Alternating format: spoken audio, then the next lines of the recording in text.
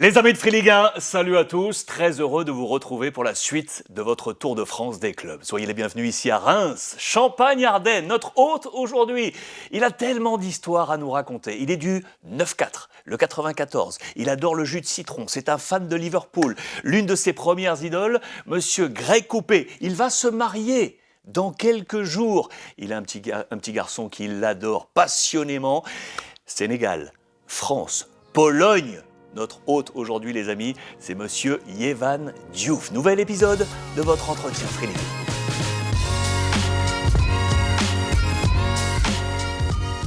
Yehvan, merci de nous accueillir merci à vous à la maison, au sorti tout frais de l'entraînement. Ouais, J'adore ouais, quand c'est comme ça. C'est vrai, c'est vrai. Tu m'amènes du coup à ma première interrogation.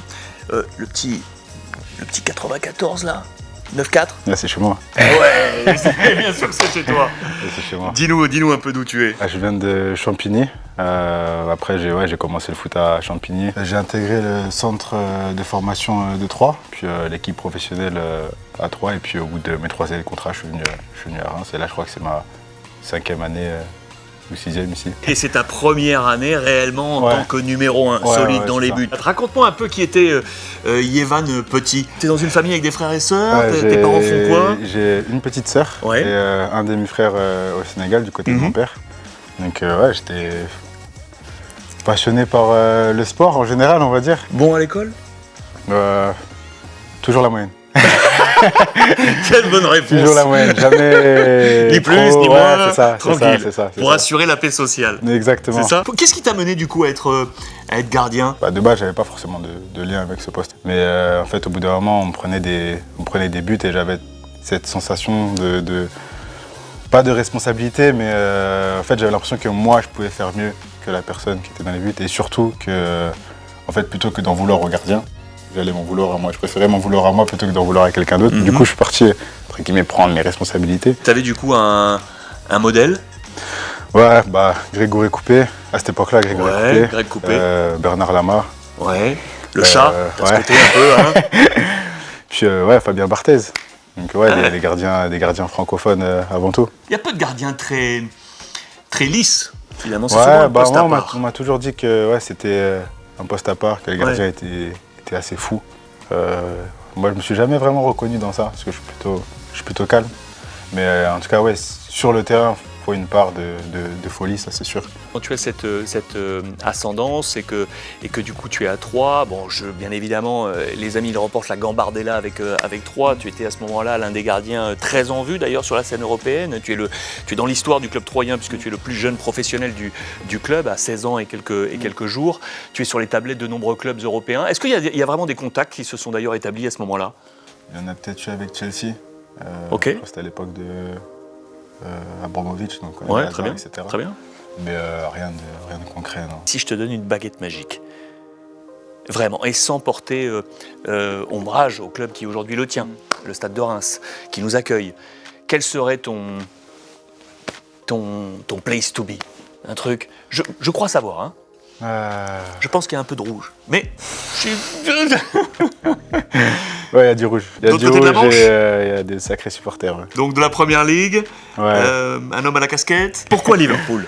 C'est pas un club que j'ai supporté depuis que j'étais petit. Mais en fait, je sais pas pourquoi, arrivé au collège, il y a cette année formidable avec Daniel Sturridge, Suarez, Raheem Sterling. Je tombe, on va dire amoureux du club, mais sous le charme du club et de l'atmosphère qui y règne. Entre les supporters, les joueurs, l'ambiance dans le stade. France, Sénégal, Ouais. Pologne. Ouais. France, Sénégal, Pologne, les amis. Oui, France, Sénégal, Pologne. Est-ce que tu peux m'en dire plus? Pologne du côté de ma mère, et puis après du côté de mon père sénégalais. Donc, on est bien d'accord, hein. Tu es en train de me dire que tu pourrais, Ouais, après... éventuellement, Moi, j'ai plus de liens avec la France, forcément, et le Sénégal. La Pologne, j'ai aucun contact avec ma famille là-bas. Je ne parle pas polonais, je ne suis jamais allé là-bas. J'ai pas forcément de lien d'attache avec ce pays. Après, ça reste une de mes origines. Pour que j'aille en sélection, il faut que je me sente appartenir à ce pays. Intéressant.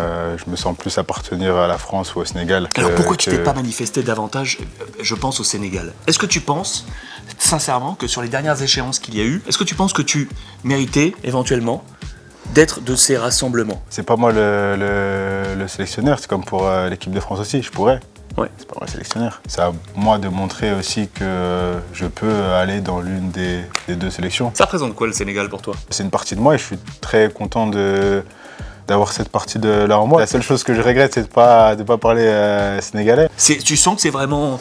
Oui, j'ai de la famille proche là-bas. J'essaie d'y aller régulièrement, tous les 2-3 ans. Cet été, je pense que ça va être un peu compliqué parce que j'ai mon mariage de prévu, mais... Félicitations. Merci. Comment se prénomme ta compagne? Margot. Ouais. Margot, félicitations.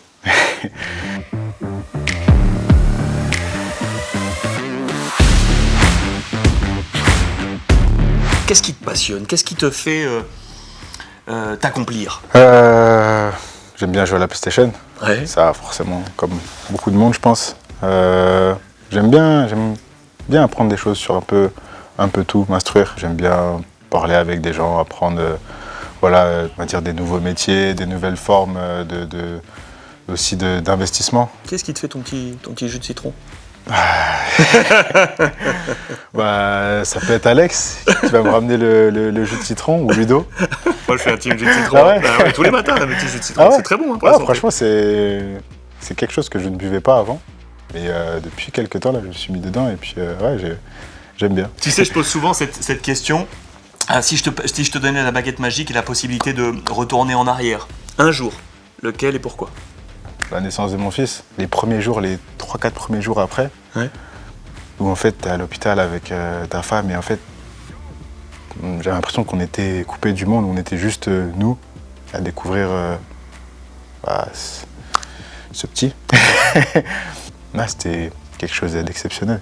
Tu as pris ce petit bout contre toi, tu as fait ce fameux contact peau à peau, tu as fait... C'est quand même fou. Ouais, c'est dingue. Ouais, c'est dingue. Moi, j'ai pas réalisé le jour même plus, le deuxième ou troisième jour, en fait, quand je me réveille et qu'il est là.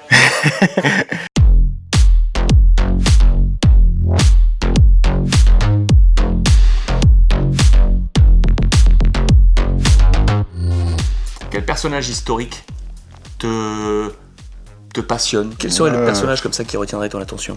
Le Petit Prince. Saint-Exupéry. Ouais. Mais ça, c'est plus par rapport au livre que j'ai eu quand j'étais petit, que mon fils a aussi. Et pourquoi Saint-Ex? Parce que c'est un monde un peu imaginaire, les étoiles. J'étais passionné par l'espace quand j'étais petit. Ah ouais? Je voulais devenir astronaute. Donc, Tu voulais devenir astronaute? Ouais, j'étais vraiment passionné par l'espace. Toujours maintenant, mais beaucoup moins. Mais j'allais dans les planétariums. Ah ouais. J'avais la Cité des Sciences, très loin de chez moi, donc j'ai pu y aller. Et après, sinon, un personnage dans le sport, forcément Jordan, Zizou. Pas pour les mêmes choses, mais c'est des vainqueurs. Lewis Hamilton, forcément.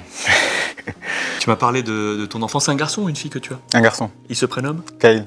Kyle? Ouais. Kyle. 18 mois. Il a quel âge? 18 mois. 18 mois. 18 mois. Regarde cette petite caméra avec Hubert qui est derrière.